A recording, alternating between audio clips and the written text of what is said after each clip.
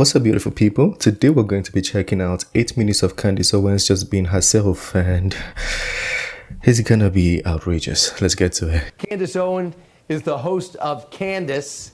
She joins us now as we talk a little biology and physiology. Can you make sense of that rant? Oh gosh, isn't it so sad that we have to talk about basic biology, especially when we're dealing with somebody who's a 32-year-old congresswoman. I'm sorry, did I say congresswoman? I meant Congress menstruating person, because apparently we're no longer allowed to say women. I mean, this is so ridiculous. And here's what's really funny. She immediately cripples her own argument here, right? Her argument is that the evil GOP, they're taking away actions that women were allowed to take via abortion.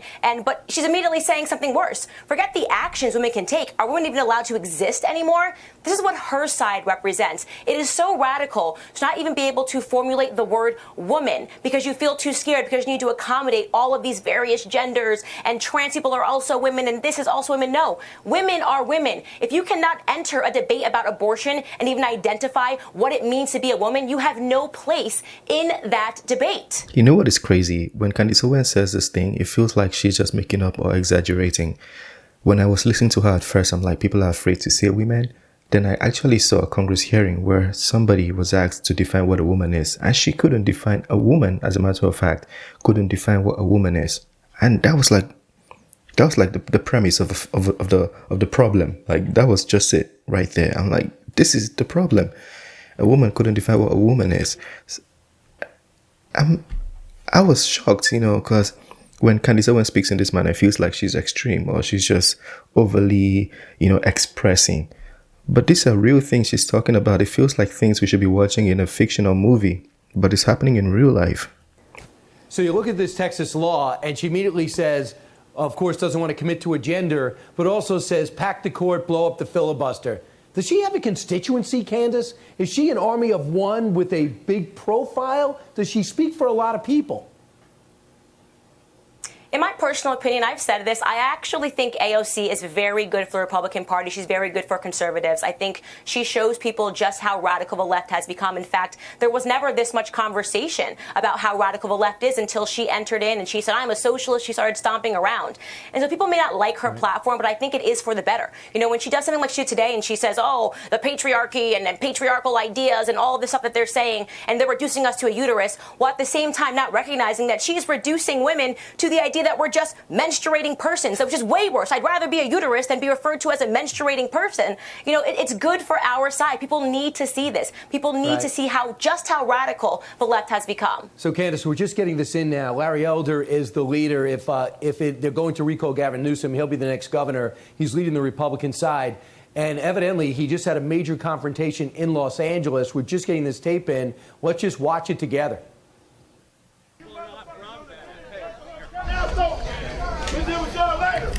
You take your hands off me, touch me again. Don't touch her, me. Don't touch her, touch me again, I don't know if you have a monitor there, but there's a bunch of white people and a woman in a monkey mask taking a swing at his security and throwing eggs at Larry Elder. Classy. Yeah, I've seen this, and it's absolutely infuriating. I know Larry Elder. He's a friend. He's a mentor. What is happening there? You see, Putin even stated something similar to this in an interview where they asked Putin, I think this young lady asked Putin, why is Russia so strict? I'm just paraphrasing. Why is Russia so strict on the laws? They are not free and all of those things. Putin responded that we've seen the things happening in America and we don't want our country to be like what is happening out there. And I think these are the things he's referring to. This is excessive. It's excessive. You can't do this. Not even to Larry Elder and the security. To anybody, you can't just swing at people like that. And it wasn't a fight. He's like, don't do that. He was trying to restrain you and you just swing like that. Yeah, I've seen this, and it's absolutely infuriating. I know Larry Elder. He's a friend. He's a mentor.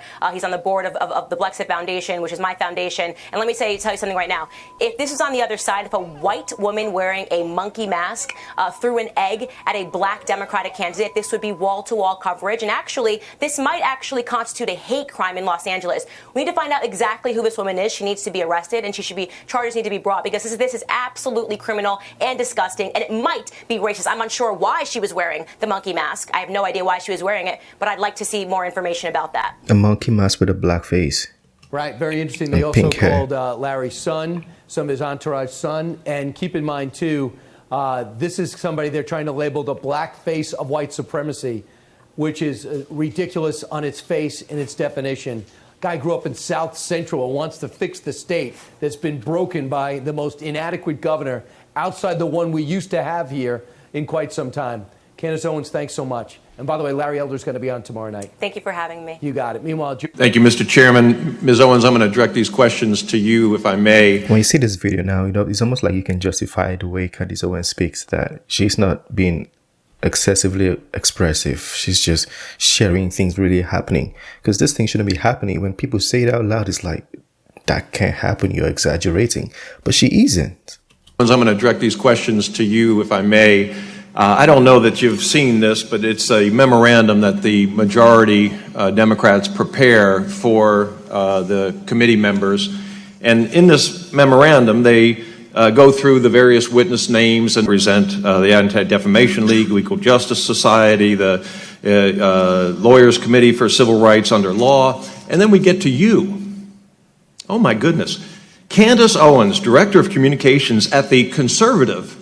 Nobody else is described as progressive or liberal, but you are described as a conservative advocacy group, Turning Point USA, and a conservative commentator and political activist known for her criticism of Black Lives Matter and the Democrat Party.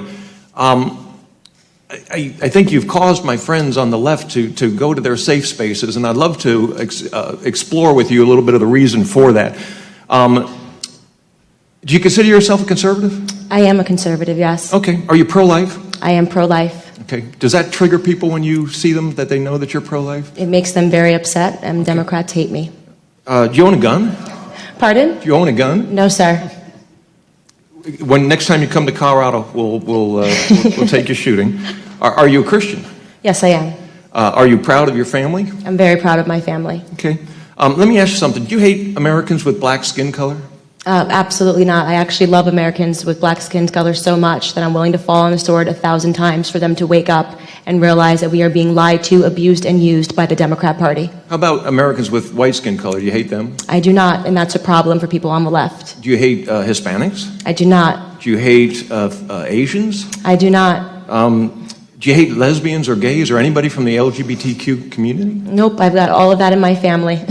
I'm baffled because in the chairman's opening statement, he said that you openly associate with purveyors of hate. Yes, purveyors of hate, by his definition, is anybody that supports the president. I support the president because he's done a tremendous job in helping the black community, despite all of the rhetoric from the media and leftists, which do not want him to be successful. Tell me a little bit about how the president has helped the black community, if you would, please. Well, he's lowered the black unemployment rate. It's the lowest it's ever been in the history. He's getting us off of our feet. We see, I believe the last number I checked was 3.5 million people are off of food stamps, something that the Black Caucus sat down and didn't applaud. 3.5 million. That was impressive. Trump did that? Is that factual? Then that was impressive if Trump did that. I believe the last number I checked was 3.5 million people are off of food stamps, something that the Black Caucus sat down and didn't applaud. Neither did any of the Democrats applaud, because they want a system where blacks are dependent on the government. They are the people that put in place the policies that broke down the black family. And the biggest problem that's facing our community is father absence. In every room that I've been in with the president, he talks about real issues, and he doesn't pander to us. He doesn't do Alexandria Ocasio-Cortez's Southern drawl accent and speaking to us like we're slaves. He asks us important questions, and the most important question he could have asked was, Black America, what do you have to lose? Because we were already losing under Democrat leadership. Do you believe that you openly associate with purveyors of hate? I absolutely do not. I have no tolerance for hate whatsoever. Do you believe that college campuses should be open discussions, or there should be open discussions on college campuses for various issues? I absolutely do. You know, I do a campus tour tonight. I'm flying up to the University of Connecticut to continue that, and we are being met with aggressive leftist groups. 3 Antifa chapters have declared they're going to try to shut it down, and we face this violence every day on the left, and nobody ever wants to talk about it. And I guess what I was going to ask you... why shut it down? If you have something that's an opposing view, why don't you go state it? Why try to shut it down? Every day on the left, and nobody ever wants to talk about it. And I guess what I was going to ask you, you went on to explain it before I got a chance to, but have you ever been disinvited from speech opportunities at college campuses because of your conservative views? All the time. Is that a form of hatred, do you think? Of course it is, and we're not talking enough about political hatred in this country. We're not talking enough about conservative activists being attacked, like myself. We had a student whose dorm was set on fire for being a member of the Turning Point chapter, and all we preach is for free markets and capitalism as a means to lift the most people out of poverty. That is my belief, and of course, my main thesis is that black people do not have to be Democrats, and we are not owned by the left, and I understand that causes some people trouble. So, as a conservative, you've attended many conservative events and visited with many conservatives. And I am not denying for a moment that there are white supremacists and we should condemn white supremacists, that there are Nazis and we should condemn Nazis, that there are hateful groups all across the political spectrum and we should condemn those. But in your interactions with conservatives, have you seen hateful speech, bigotry, race among the conservatives that you've associated with?